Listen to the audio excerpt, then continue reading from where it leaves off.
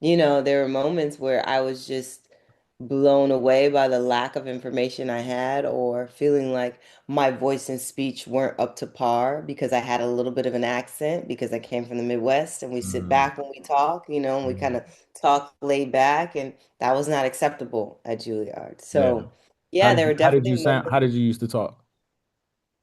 It was so long ago. I don't know. I mean, our main slang is "what up, though?" Oh, okay, okay, yeah, yeah, yeah, yeah, So imagine that just yeah, just yeah. drawn out, I was articulate, but it was a different process, and there was like a lot of pressure. So I did feel like, man, what am I doing here? Or there were actually my third year at Juilliard was so intense. I thought I was gonna drop out.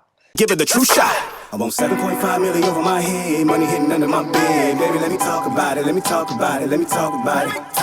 Got my grind on heavy till the fam get fed. They gotta be good when I'm dead, man. Let me talk about it, let me talk about it, let me talk about it. My grind on heavy till the fam get fed. They gotta be good when I'm dead, man. Let me talk about it, let me talk about it, let me talk about it.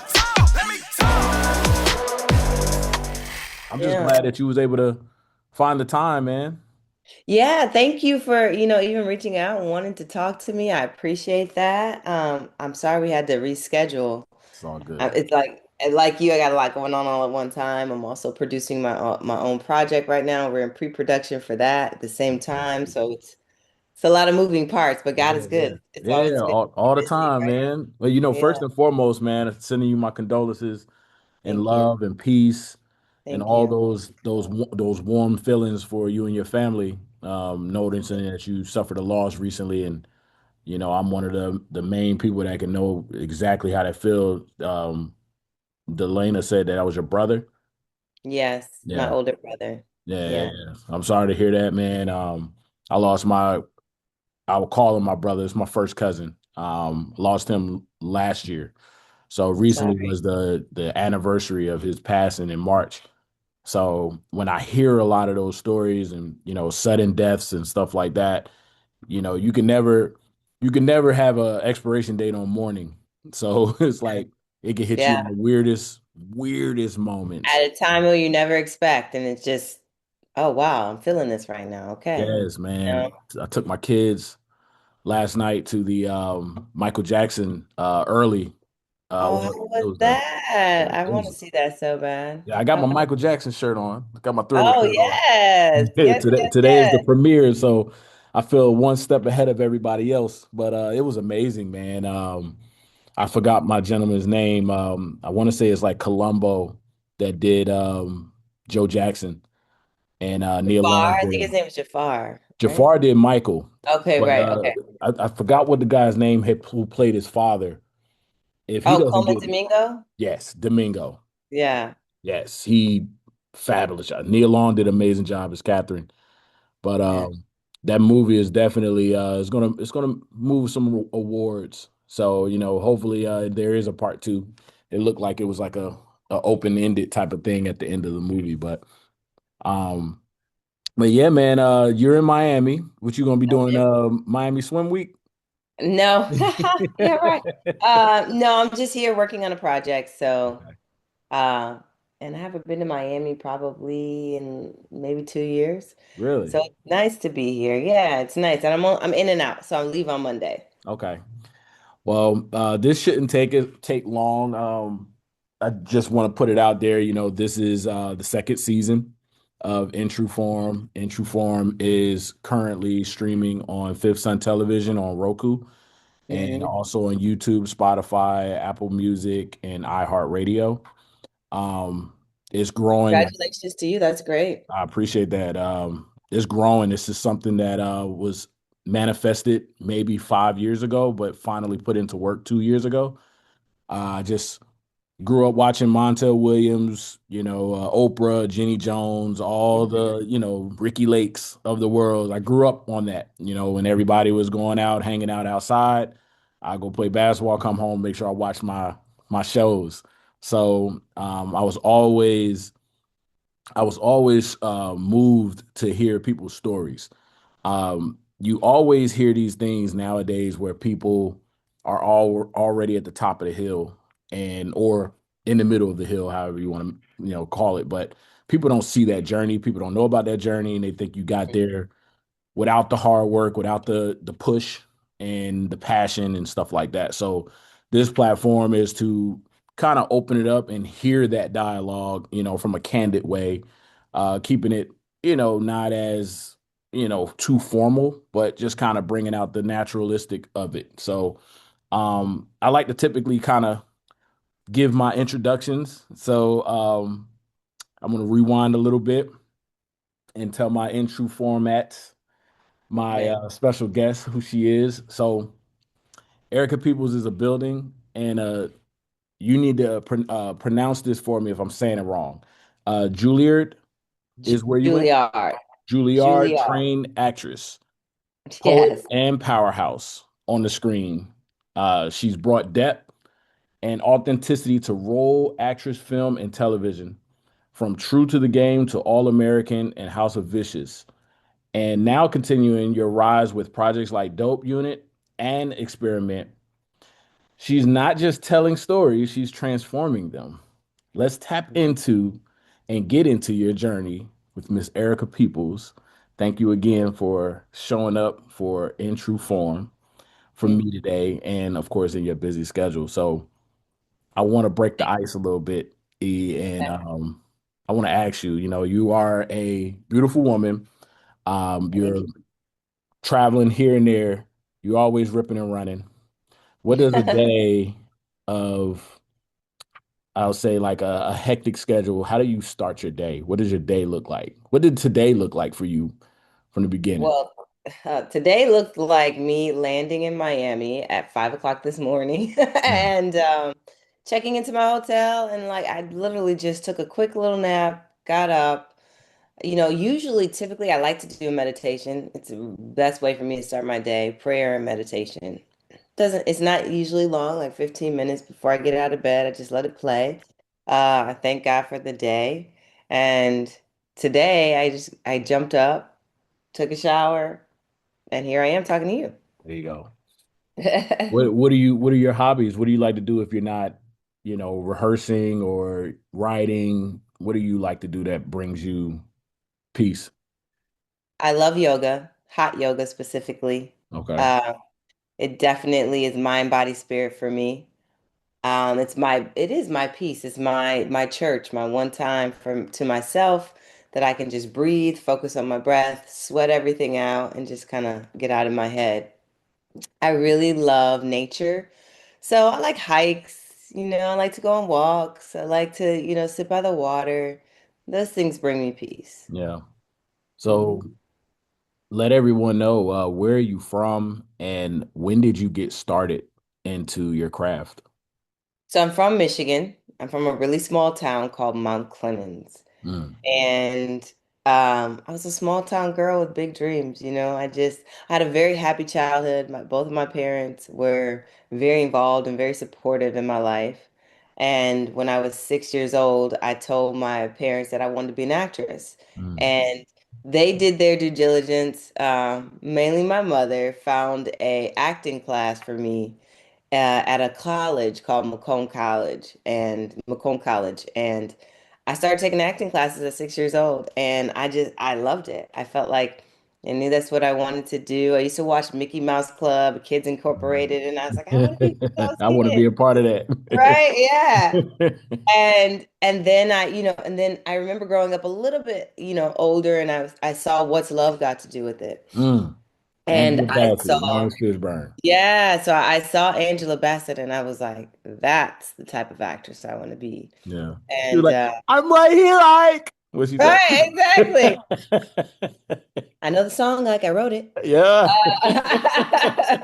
Um, so yeah, so that was pretty much my journey, and then I was in a youth theater as a teenager, as a preteen and a teenager, called Mosaic. Mosaic was like my pre-Juilliard, I call it, because it was young kids from the inner city and outer city coming together and had to completely be professional at 12 and 13 years old. We were running our own sets and We were performing at huge temples called Masonic temples in Mm. Detroit. Theaters were 300 plus. You performing in front of the Mason brothers.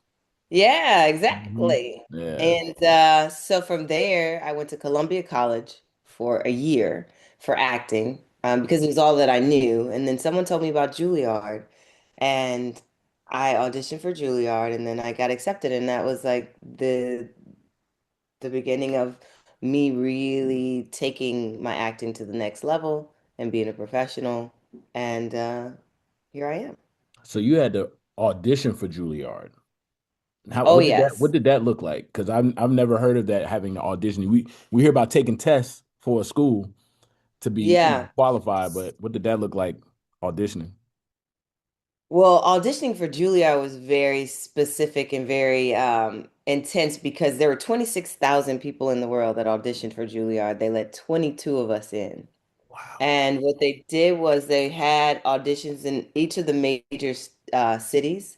So there was an audition in Chicago, which I was at Columbia in Chicago. So I auditioned in Chicago, and I think that day that I auditioned, there were 300 people that auditioned. And what you do is you find a monologue, which is kind of like a scene that you do by yourself with yourself in front of the what I wouldn't call them judges, but at this time they were teachers, which would be like a judge, right? Hmm. And you work on this monologue, you learn the lines, and you become the character, and you perform this character in front of the teachers. And they basically judge your potential or your talent or what you come up with and decide if you're going to work on it and move forward. So 300 people auditioned. And then there were, I think, four of us they called back that day that I auditioned. And I remember it was just going in and just being focused and talking to God and I remember I saw my name on the ballot on the callback list and I was just like, wow, this is amazing. And it was just very intense, very serious. Um, and it was just like you could just feel the intensity in the room, all these talented people coming together trying to get into the school or show their talent, showcase their talent. And I just remember being in that callback, and the four of us we didn't speak to each other. We were all just focused on our lines and focused on going in Mm. and, acting these parts out. And that's what it is. And then, after the I auditioned, I had to wait 4 months before I Before coming knew if back? I got into the Oh. school. So it was torture. I remember Yeah. like it was like Christmas and all of that. I'm just like, wait, did I get it? Did I Jeez. get it? And then I got the phone call. And when I got the phone call, I screamed and I jumped up and down, and it was like the best feeling in the world. That was a celebration, man. Yeah, absolutely. Huge New celebration. beginnings. So you think about, I don't, you have work buddies. You have Mhm. people that you be in the office with. That's your friend. That's your person. When you Yeah. were auditioning and going through that whole process, did you find like a buddy with you and it was just like, hey, I'm here on day two, or that you was just in it No, so that's what I'm solo? saying. It was so intense and it was so serious that nobody spoke to anyone. Like you Wow. didn't want anyone to take you off your and it's like that. So back in the day, when we used to audition for movies, so you still have to audition to get movies, to get parts. You would have to go into the audition. So you go prepare your lines, prepare the scene that you're auditioning for this movie, and you have people sitting in the lobby, and you don't want to speak to them because if you speak, then it could take you off your game. It's kind of like basketball. You don't want to hang out with the audience. You want to like focus on the game. Right. So, no, there was no buddies. There was no, you didn't have any buddies. It was like you might have spoken to someone. It's funny because the person that I did connect with was Nicole Bahari, and she's another great actress who was in my class. We didn't speak necessarily, but we didn't have a conversation, but we saw each other and we said hello, and she was friendly. And I remember that moment. But other than that, you don't Yeah. talk to anybody. You want to stay in the zone. Yeah, yeah. Dang. Yeah, you ever felt like the sense of when you did enter in and begin your journey there, did you ever feel like it was some type of crab in a barrel type of thing going on? or you When I just was there, yeah. absolutely. So there were 16 people that they let into my class when we Mm, came in. No, 22, I'm sorry. And that was the most that they had ever let into Juilliard ever. Usually the classes are between 10 to 12 people. mm, And they have what they call as a probation system.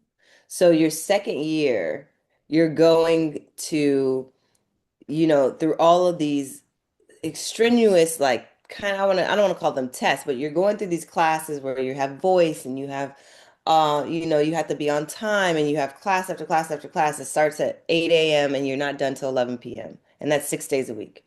mm, And you have to really perform at your best because you're constantly being judged and you're constantly being looked at and critiqued.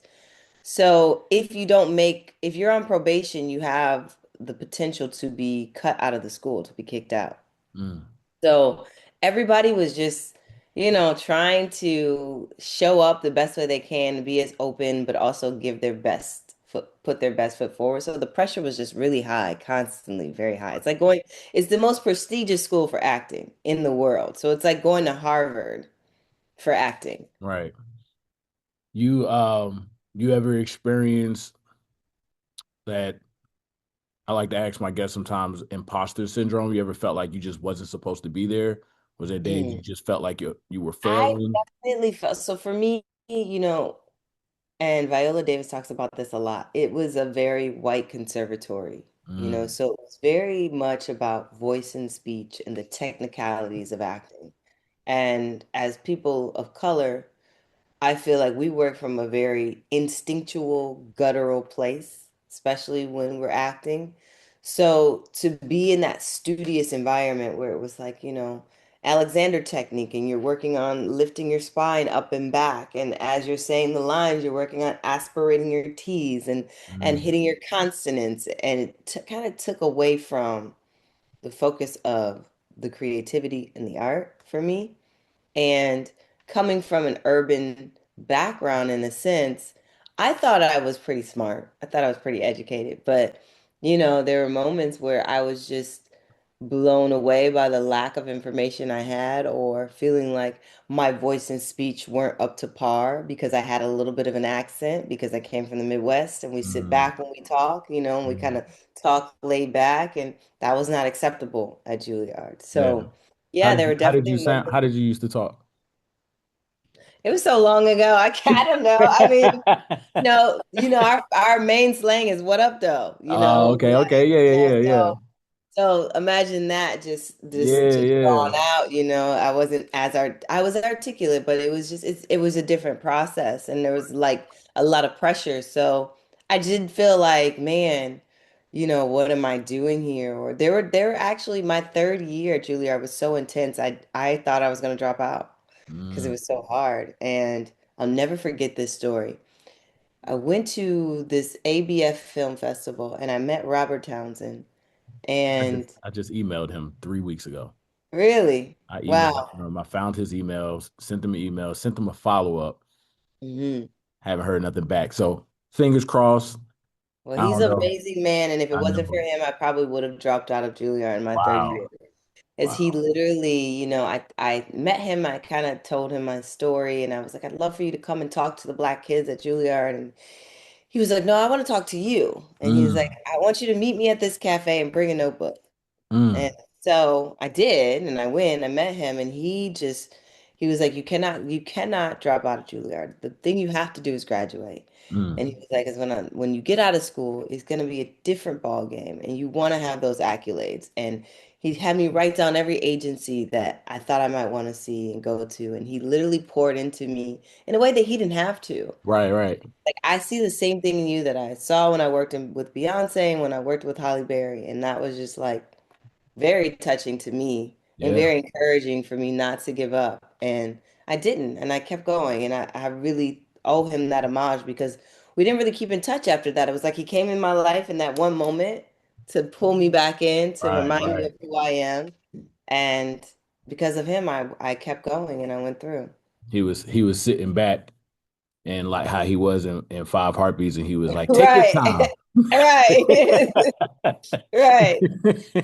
Yeah, What a great movie that was. What, Five Heartbeats. that's my top five movie. Absolutely, I mine can't tell too. you how many times I don't watch that There movie. hot, is there hot in the house That was tonight? like the best part. Right. That was the best part. I used to, so my cousin I told you, Daryl, that passed away, we used to watch that movie over and over again. And Hmm. he used to always play choir boy. And then I'll do Eddie Kane. And then we'll just Oh, be, yeah. And then, as we did all those movies, man. So that is best. Such a classic. I yes, mean, still yes. got it. You As a know? speaking of top five, that is a question that I had for you, but I'm gonna flip it a little bit before I get into the movie base. What's your Okay. top five desserts? Mm. You So just seem like a sweets girl. I'm actually not really a sweets girl. Really? You're not, no. So what are you?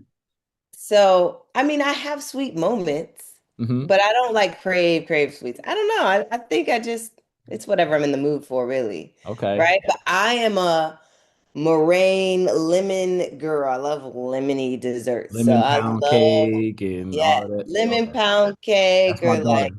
My daughter is meringue like that. pie. Like that is me all day. Give me a lemon something and I'm in heaven. That is hilarious. Yeah, Lemon so tarts. Yes. what's Love your them. do you know how to cook? Are you a cooker? I do know how to cook.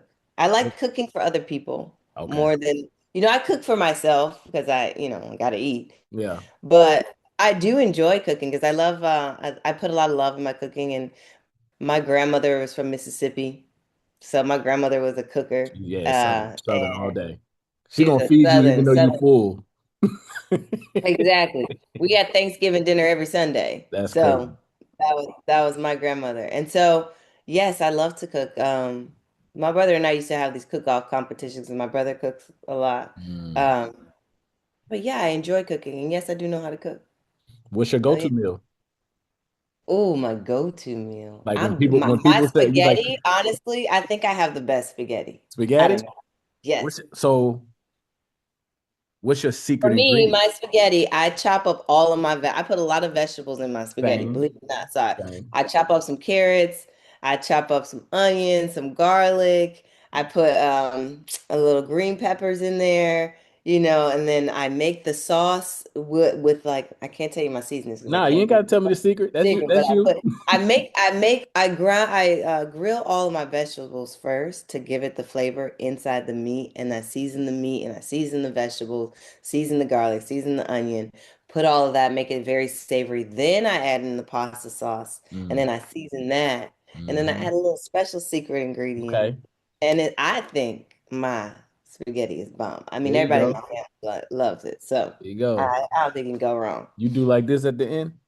Yeah, you can throw it in there. All right. Hmm. So let me see. So earlier on in your journey, did you face Hmm. any moments of doubt? This is after your films have started coming out. Have you had any moments of doubt or rejection outside of the films that you had already produced? What? Okay, let me understand the question. Did I have any moments of doubt, just period, in my acting journey outside of Right. the movies that I produced? Okay. Absolutely. Yeah. I don't think that, you know, to me,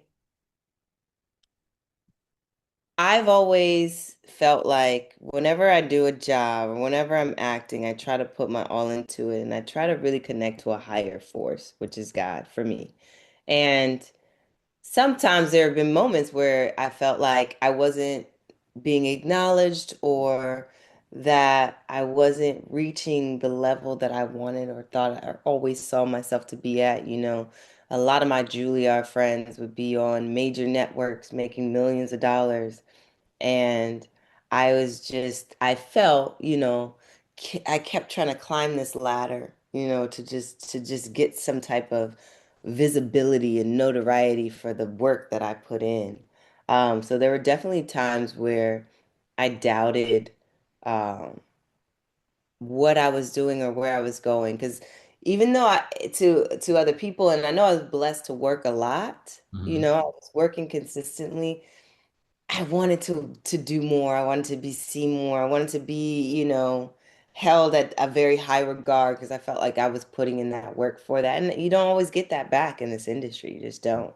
Uh, and so, yes, there were many times where I doubted myself and I doubted if this is what I was supposed to be doing. So I'm like, it was tough. Yeah. It's tough, and there were moments where especially in the beginning where even if I would make a lot of money, if I didn't work another job consistently, I would have to like find other gigs to do to sustain a living to continue to do what I love. So, there are moments of me being like, God, what am I doing? Something's got to change, Yeah. And I think that's really what led me into the producing side, Mm. really is because I'm like, well, I have to kind of take my career and my future and put it in my own hands. And I need to start, and I also enjoy being on the other side as well, creating and building the Mhm. story and casting and working with great people. So it gave me a sense of purpose as well. Right. Like if it may not be happening in the timing that I want it to happen, but at least I know I'm working towards something and I'm working, Right. Right. and I'm taking control of whether I'm working or not. Right. So, yes, that was my long-winded answer to tell you, yes, there are definitely many, many times Yeah. where I've doubted. And You felt that was long-winded? it I felt didn't feel like it. I didn't feel it was it long-winded. wasn't No, okay. I felt like it I was was talking perfect. forever just to say yes. It was perfect. So You know, I hear long-winded a lot. So do you have ADHD? If you don't mind me asking? I'm sure I do, yes. I mean, I haven't, self-diagnosed ADHD, Okay. because yes, because I'm the type of person that my mind is constantly thinking and creating different things, and Hmm. I can be focused on you, but I also know everything that's happening in the room, and I'm also thinking Absolutely. about five different things at the same time. Okay. So yes, I am undiagnosed ADHD, but I think the most creative people, I honestly feel like the most creative people are, Yeah, because I was going to ask you that because you said long-winded, and I notice a lot of times individuals that have ADHD, they're very aware of their time. And it's like, Mm, whether I'm talking for a long period of time or I've been standing here in this spot for a long period of time, time yeah. is something that you can't get back. And a lot of people recognize that in their day-to-day movement. So I was just wanted to ask you that question a little bit, but So basically, um you telling me you picking up on some ADHD? That's messed up, my wife has it. So my wife was diagnosed last year, Oh and wow. that was she never knew that that's what she had. So I'm starting to see a lot of tendencies in different people that Hmm. she was able To to point catch. out, recognize. You Yeah. know what I Yeah. mean? Well, And so it's the same with therapy. I've been doing mental health therapy and stuff like that. So I can see when I've had a session with my therapist, I can see individuals that's never had any type of run-in with a therapist, and I'll be like, man, they need therapy. Like yeah. I know what they're lacking right now. So I can't even imagine you being in an industry working with individuals who have different mentality situations, and you're like still you're having to navigate around that with your busyness and your busy schedule and stuff like that. So I always look at the dynamics of an individual Yeah. when they're busy. You know what I'm saying? So That's interesting. That's a yeah, great observation. yeah. It really is. But yeah, I'm definitely a creative, so all of those things So would play you a part. you said you mentioned earlier you do casting. Hmm. How I've often casted are for you? my projects. Okay. Well, so I did the first project that I fully casted was Heart for the Holidays, which is a movie that I produced, co-wrote, and star in that's on BET Plus. It's a Christmas movie. And That's the that was, one I think my wife watched. I think she watched that one. yeah, She goes hard with holiday movies. yeah. Love romancy. I thought it was one of the first times I really got to fully be engulfed in every part of production. So I found the locations, I worked the budget with the producers, and I was writing the script. So I'm very proud of that project, and it was the first time I really cast completely, the full Mm, cast. And it was just a wonderful experience because I felt as an actress myself, you go through this process and it's not always the most graceful or what's the word I'm looking for? It's not always the most loving experience. You don't really get a lot of feedback back. You don't, people don't take their time to work with you or right, see if you have potential. You send in the tape, you let it go, and that's it. right, You got the job or you didn't. right, Nobody's holding your hand. So it was nice that there were a couple people that I saw that in their audition tape specifically weren't that compelling, but I wanted to meet with them and work with them and talk to them and see who they were as a person and what we could pull out and just make that experience feel better right. than typical audition. How do you put out your when you're looking for casting? The reason why I ask is my brother out here, he's an independent actor, an award-winning independent actor, and he can't seem to get in front of the right casting people or the right people that's there for his well-being. And it's always like money attached to it. And you sign up for this and you pay for this, but we find this for you. And he's been dealing with that for years. So how, I guess, advice for him, how can he get in front of the right individuals and allow himself to flourish with his acting journey and not feel like his time is being wasted or he's being manipulated or being worked. You see what I'm saying? Yeah, well, that usually comes with your team. So I would say, if he could find a good management team or good agent, they'll make sure that they put him in front of the right people and he's not wasting not, I won't say wasting his time, but he'll get the best auditions he can get to, put him in the room with the right people. Sometimes, and not saying that independent is bad at all, because there are a lot of people that have had a beautiful career doing it just themselves. And Hmm. sometimes you can do it better yourselves than with a team, but they kind of gear you towards the right projects you should be looking at, or what might be a great fit for you, or Hmm. what might be, what people are looking at in the industry. So I would tell him, where is he located? He's in North Carolina. He's right outside of Raleigh.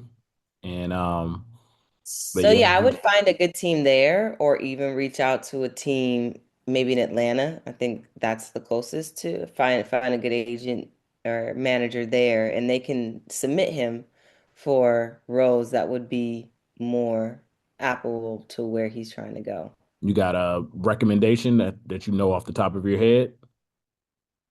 Um, you said he's an award-winning actor. Mhm. I'm not too familiar with the Atlanta agencies, Mhm. but I know Creative Artist is really good, Okay. and I believe they're in Atlanta, in LA. There's he should try William Morris, Abrams. Um, a good starting one is Don Buchwald is good. Okay. Those Okay. are a few. Okay. But he can also, I think they have a list too. You can look up, just type in, go to ChatGPT at this point because AI is everything, Everything's right? You can just put in who are the best agencies, middle class boutique agencies in Atlanta that I could reach out to propel my acting career. okay. I'll do Yeah. that. So Mm-hmm. you So, are a poet as well. Can you talk a little bit about that? Because I grew up loving poetry, all different kinds of poetry. Can you kind of expound on that a little bit on how that started, where it came from? Where are you today with your poetry? so it started when I was probably around 12 years old. And I just used to like to sit in my room and write, and it was kind of like my me time, me and God time. I don't know. I would every emotion that I was feeling, and I used to love Billie Holiday. I still love Billie Holiday.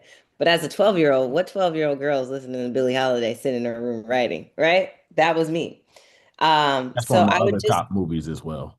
really, Yeah, yeah, that's my top great. 10. I love Billy D. Williams. Yeah. I love the original with Diana Ross. That's my Yeah, favorite that's one. yeah, But that's what I'm talking about. Yep, go ahead. yeah, Yep. exactly.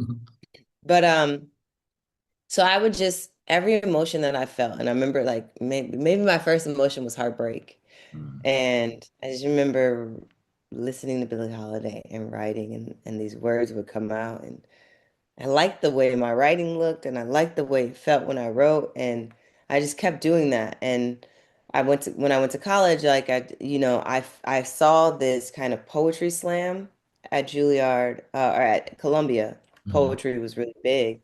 And I was just so intrigued. And people would get up and they would speak, and I was like, oh, I can do that. But I would only do it alone. I wouldn't really do it for other people. And then, you know, I started to put my poetry out there, and I would go to like little open mics when I was at Juilliard in New York and go to different poetry events. And, it really helped me get through a lot of heartache, a lot of pain, a lot of struggles that I was going mm, through, and poetry was my escape. mm, And then I would also love music, and I would love to put my poems to music. And so I just came with this like feeling that music and poetry go hand in hand together. So where I am with my poetry now is I wrote a poetry book maybe a couple years ago, and it's about 25 poems in the book. And I said I wanted to release this book, but I wanted to make a poetry album to go with it before I released the mm. book. So I made a poetry album, and it's infused with music. You can find it on all platforms, Apple Music, iTunes, YouTube, What's the name of it? Spotify. It's called Erica People's Extended Play. That's the long form. That's how you'll find it, but it's EP, which is, a play on my initials and my name. Mhm. Extended play. Extended Play. And that's on Apple, you said? It's on Apple, it's on Spotify, it's on all the music platforms. It's on every single one. Okay. And I was blessed enough to have my soon-to-be stepfather come in and help executive produce it and work with amazing producers. And I made it to the Grammy ballot, which is huge, Wow. which was a big feat for me. And where it stands now is that I'm now taking that, and this was just last year, 2 years ago. Hmm. No, almost 2 years ago that I released this poetry album. And now where it stands is I'm taking that poetry album and I'm infusing it in other projects that I'm doing. So I'm working on a specific project right now where I'm putting a lot of my poetry in, so I'll have some visuals to go with it. And I'm going to re-release the album and release the book with it. But I love it. And all the instruments and all the producing on the album are live, are real instruments. Mm, I brought my friends in and they just, supported the project and sang on it. And, Starletta, who plays God Get with me on True to the Game.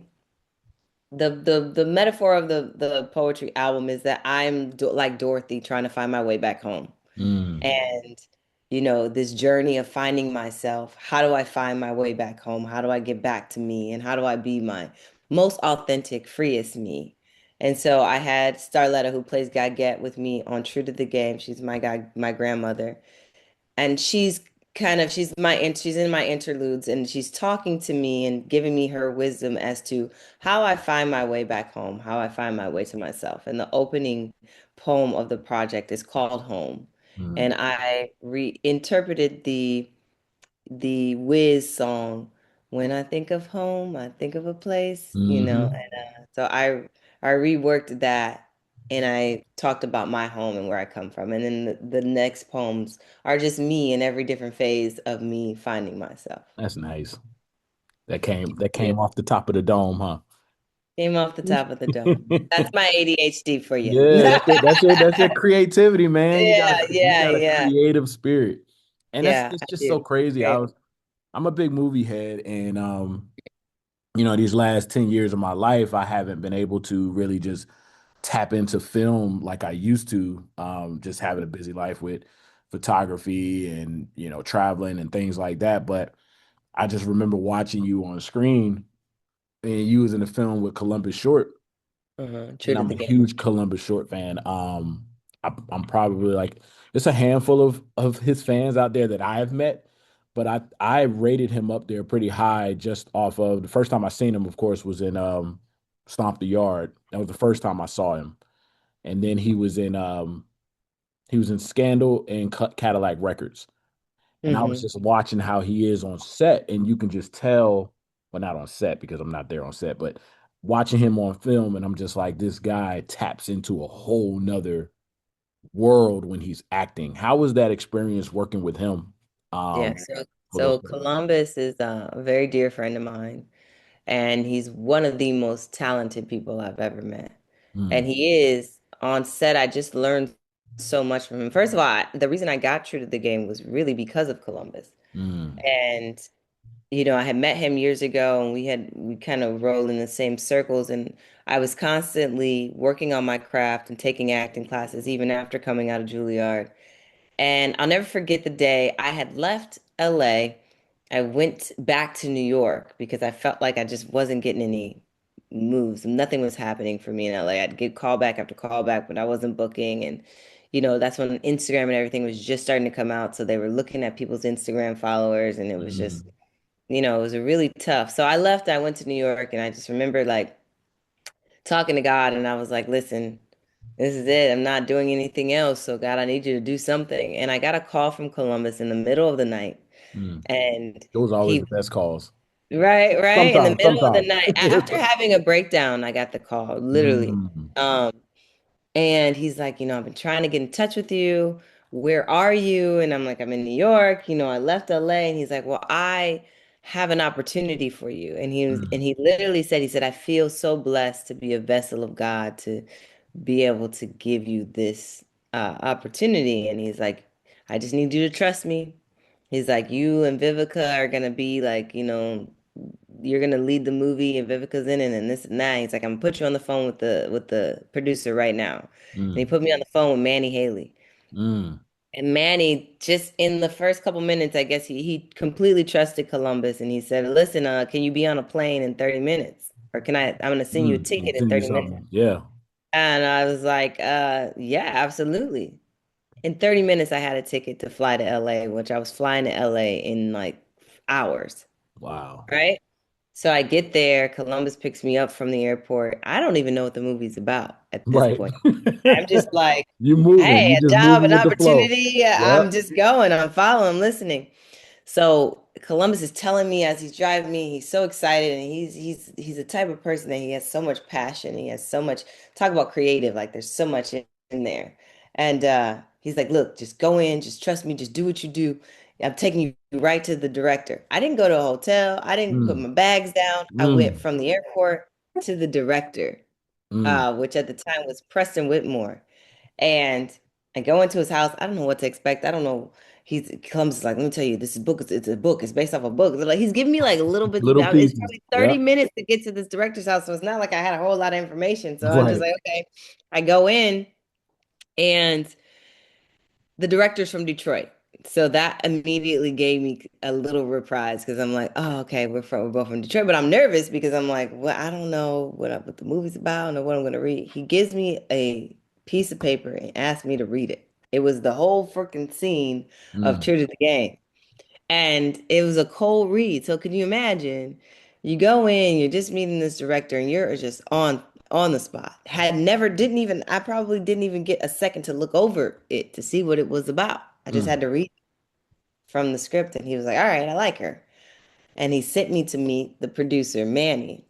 I mean, it was just like one thing after the other. Go meet Manny. Manny's like, okay, she looks okay. She might be able to do it. He's like, I want you to meet my wife. So he takes me to meet his wife, Yolanda. Go meet his wife, Yolanda. Now, mind you, I still have not put my bags down. right. I like, You like, I I'm gotta just, freshen up. I'm just like, right. I'm just like going, not sure what I'm doing. Go from there, and I meet his wife, and then the next, they're like, okay, well, I want you to meet Leah Daniels, and Leah Daniels is a big casting director.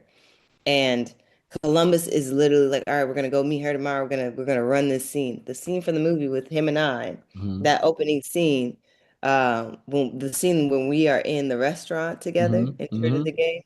That scene we ran over and over and over again all night. Didn't sleep. We just kept running the scene, running the scene, running the scene.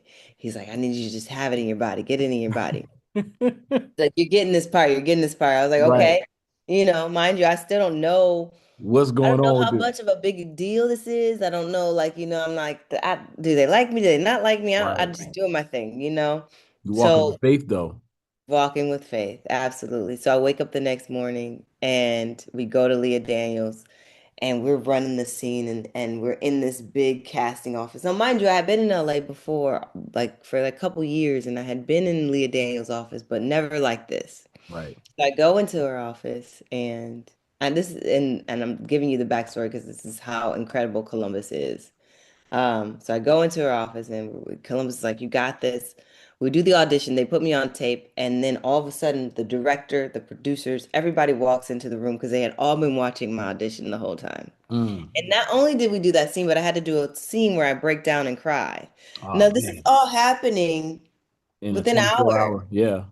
right? So finally, I find out I got the part, and Columbus was not only like rooting for me, but he was also kind of putting the whole thing together, being the producer and taking me here and pulling this person there. And, Mm.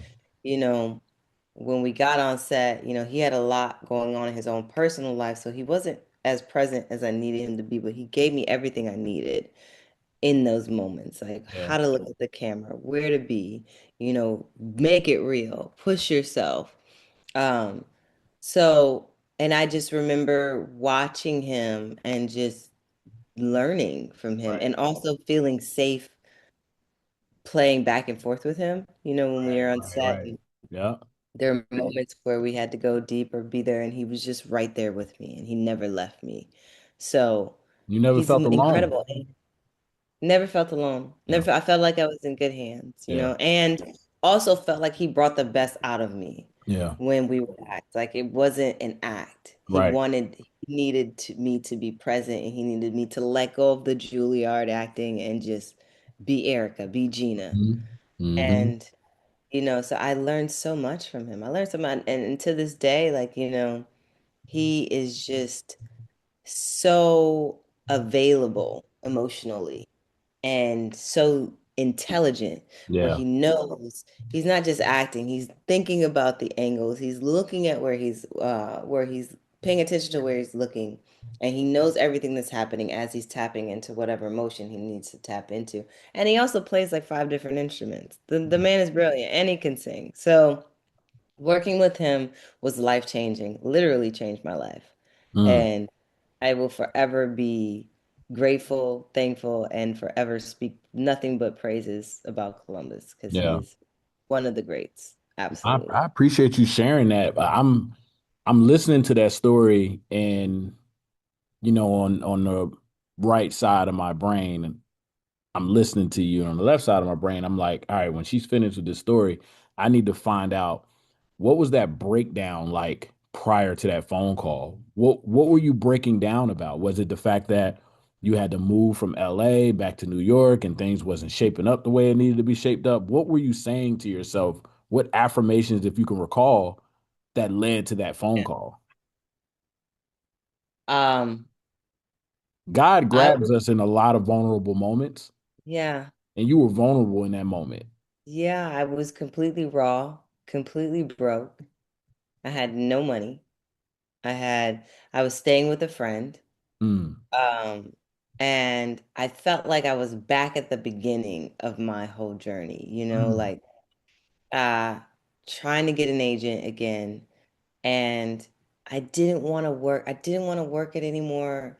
I didn't want to be a waitress anymore. I didn't want to mm, do any other odd end jobs. I just wanted to do what I loved and what I worked so hard to do. And I just remember I was actually fasting at the time and I was trying to get the answers and I wasn't getting anything. And mm, I just felt broken. I just felt like, God, do you hear me? I need you. I mm. need you.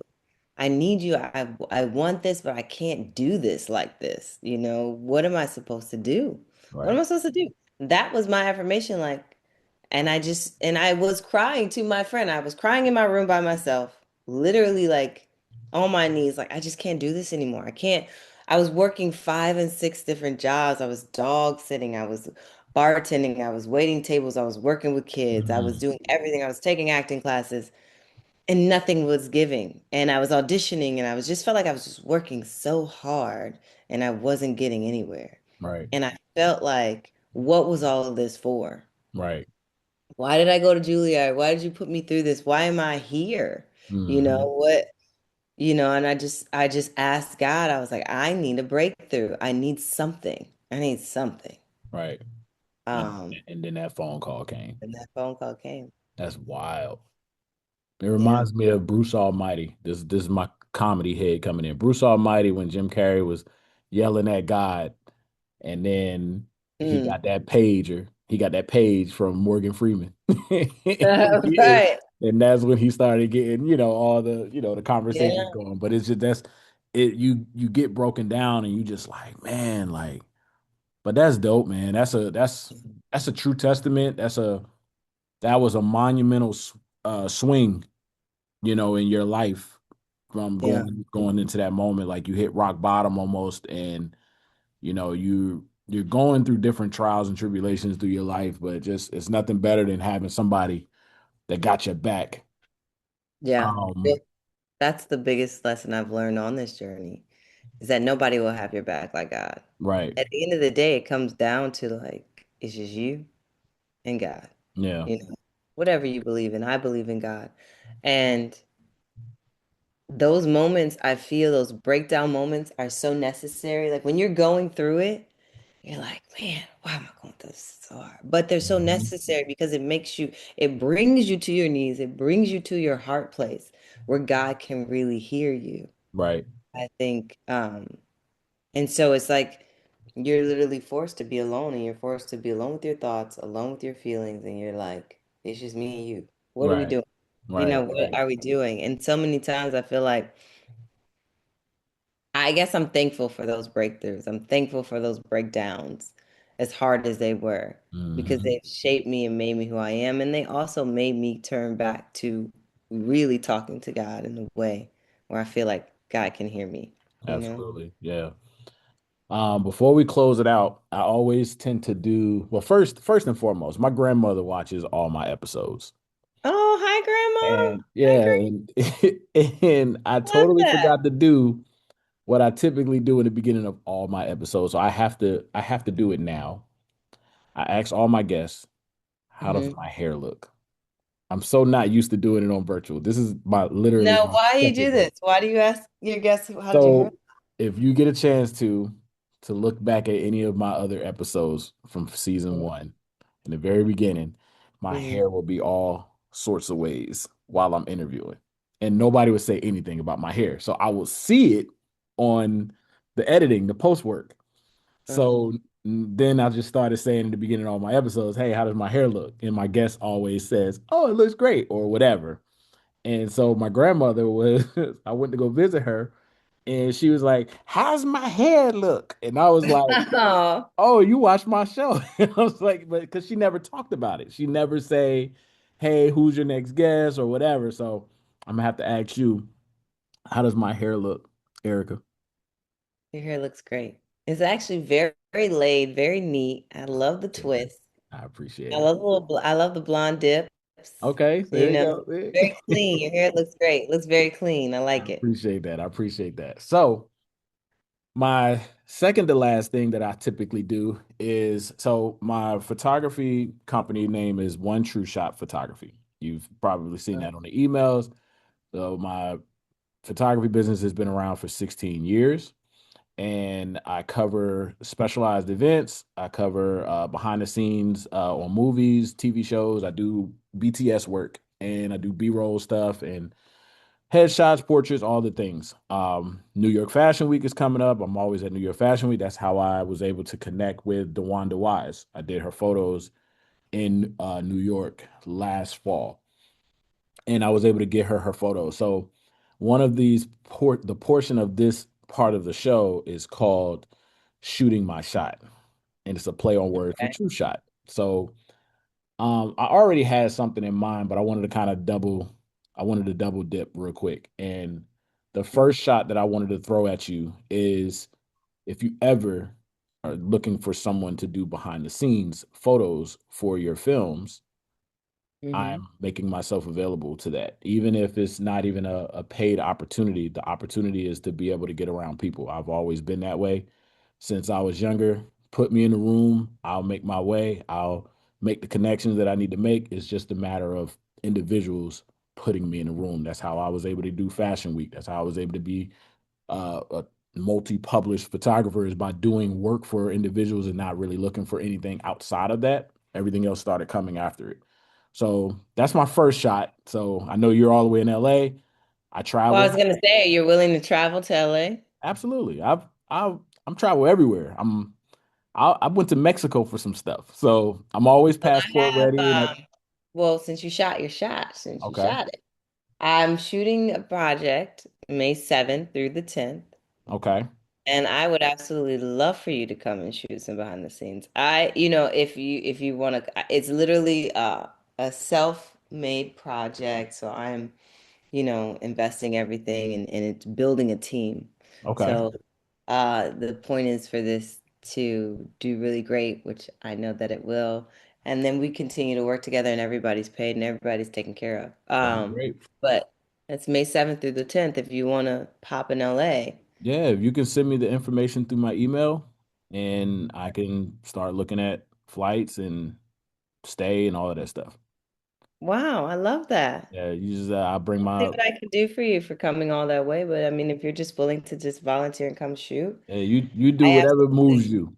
You see the work and you see my professionalism, you see how prompt I am. A lot, my turnaround time with photos are immaculate. That's what I set myself my standards to. I work really, really hard to get high end work to individuals as fast as I can without losing quality. So I'm really, really big on that. I know that we're in a world of instant gratification for a lot of people. So I kind of stand behind that with my photography work. I'm like, if I can get stuff out to people in a timely fashion, especially individuals who's been curved in the past, which I've found that happens a lot with photographers. They don't give photos, or they give them a handful, or they take forever to get Yeah. things to individuals. And Yeah. I've always been the opposite of that. So that's what I stand my hat on. And of course the professionalism piece. But my second shot is, who can you get on this podcast platform that will be loving to tell their story? Hint, hint, Columbus. I just threw I that was out gonna there. say, why don't you get Columbus on you? You got to do that. I can't get them. The same way I was like, I was able to. I could definitely get you Columbus. If you could do That's easy. Columbus, that'd be amazing. I haven't had a lot of male guests lately. It's like I got you, DeWanda, Mia Wilkerson. She's out of LA. She's an actress as well. But I've Hmm. been wanting to get a little bit more, male individuals to tell their story and things like that. Yeah. But that'd be huge. But Yeah. What I'll do is I'll connect you with his assistant okay, and she'll make sure he does it. I'll tell him to do okay. it. Sure. And check out my photography work. I know you'll already see my Instagram is following you. My entry form and my photography piece is following you as well. And I guess my last question is my signature question. Hmm. Being in true form is all about authenticity, resilience, and stepping into your purpose, Erica. What does in true form mean to you in your everyday life? Oh, constantly trying to be the best version of myself, finding my peace, working on me, um, generating love and creating as much as possible. Um, Finding my purpose means to live every day full of gratitude and trying to, you know, uh, create and execute things that have been in my mind and in my heart to the world and present it to the world. Mm, Yeah.